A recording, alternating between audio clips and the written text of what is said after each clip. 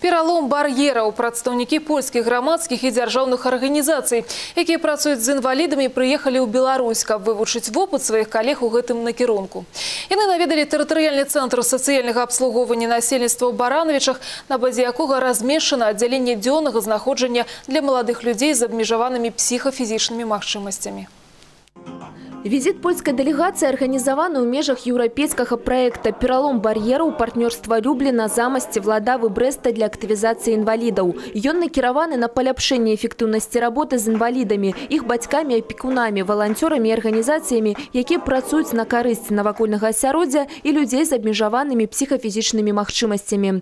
Проект организован белорусской организацией «Инвалид и асяроддзе» и Люблинским товариством инвалидов. Гэта каля 40 организаций, які аб'ядноўваюць людзей з абмежаванымі магчымасцямі. Першы контакт у нас был 12 гадоў таму, а зараз организуем вялікі проект.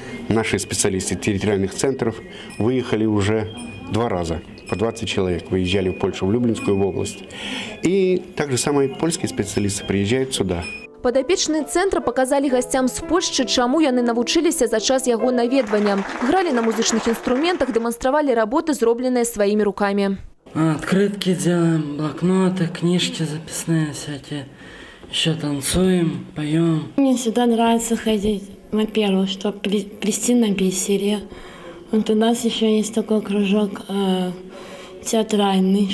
Усе удзельнікі проекта аднадушныя ў тым, што творчасць важная, складаючая жыцця людзей з абмежаванымі магчымасцямі, але не менш важна, каб яны маглі і працаваць.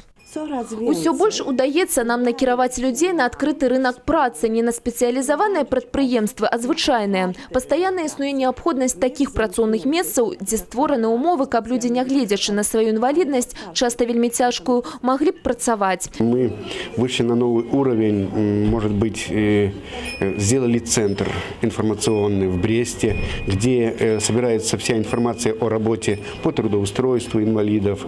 Важно не только ствараць безбар'ернае асяроддзе, даваць магчымасць людзям з псіхафізічнымі абмежаваннямі працаваць і мець зносіны паміж сабой, неабходна таксама мяняць свядомасць грамадства, перакананыя удзельнікі праекту. Кацярына Страха, Наталья Васілеўская, Юрий Титоў, Областные навіны, Барановичы.